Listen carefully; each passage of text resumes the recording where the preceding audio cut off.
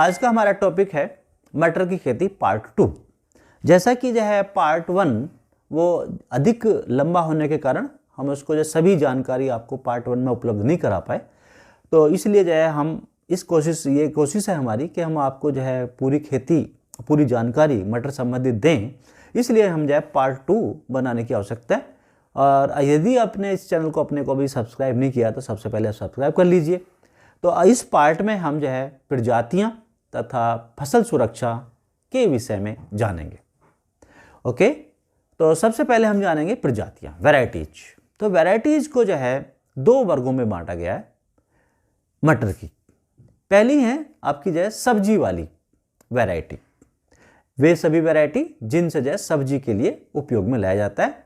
तो इसमें जो है सब्जी वाली वैरायटी जो है आपकी बोनविले, अर्किल, असोजी, अर्ली बेजर, आज जवाहर मटर 1, जवाहर मटर 2, आज़ाद मटर 1, विवेक 6, विवेक 8, विवेक मटर 8, जिसे VL 8 के नाम से भी जाना जाता है। तो ये हमारी जो है सब्जी वाली प्रजातियां हैं।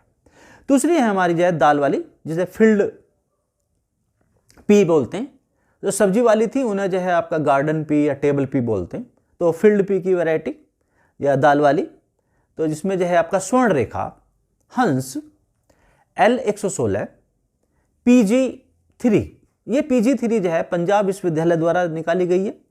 आपका EC 33866, हंस, मधु टाइप 36, ये हमारी वैरायटी जो है आपकी दाल वाली थी। अब हम बात करते हैं फसल सुरक्षा, प्लांट प्रोटेक्शन। तो फसल सुरक्षा में सबसे पहले हम जानेंगे खरपतवार नियंत्रण।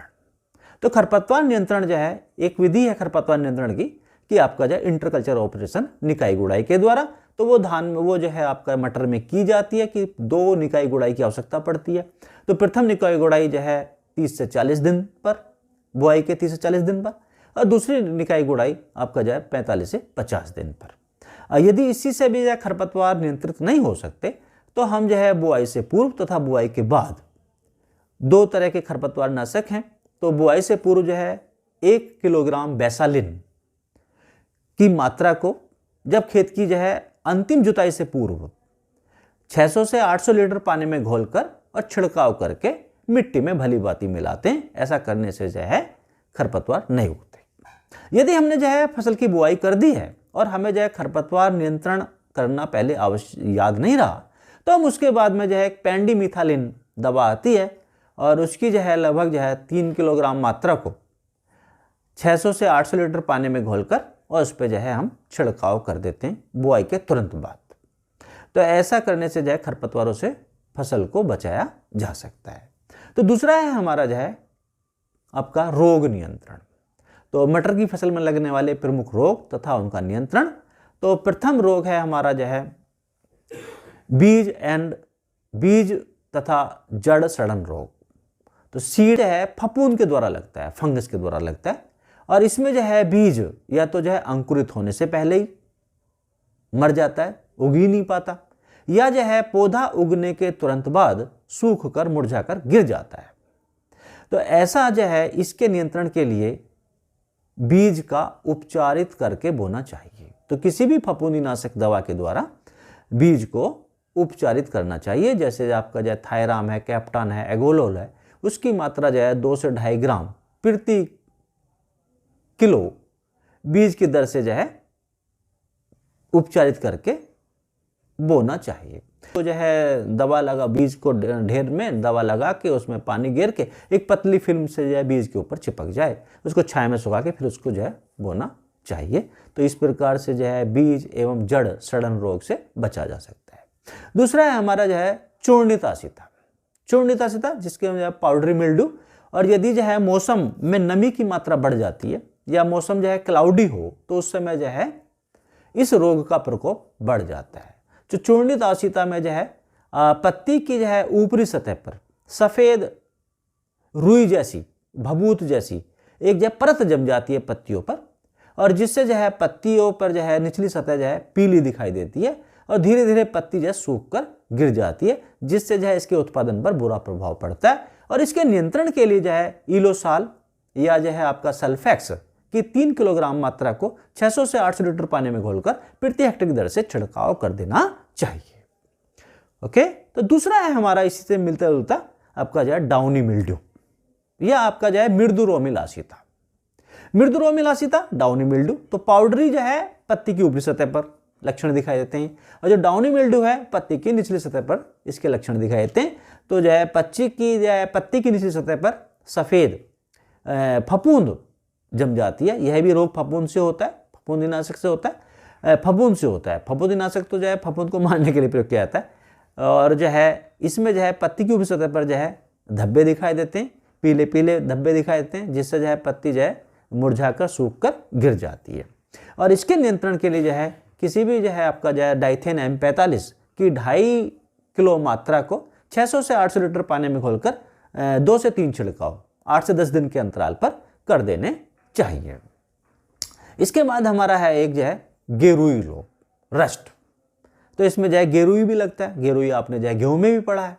तो मटर में जो है गेरुई रोग, इससे जो है पत्तियों पर जो है छोटे छोटे धब्बे बनते हैं शुरू में, जिसमें जो है कुछ लाइनें सी होती हैं, और बाद में जो है जब इसका प्रकोप बढ़ जाता है तो यह जो है धब्बे आपस में मिल जाते हैं, और धब्बे जो है तने पर, पत्तियों पर, पर्णवृंतों पर, फलों पर भी दिखाई देते हैं।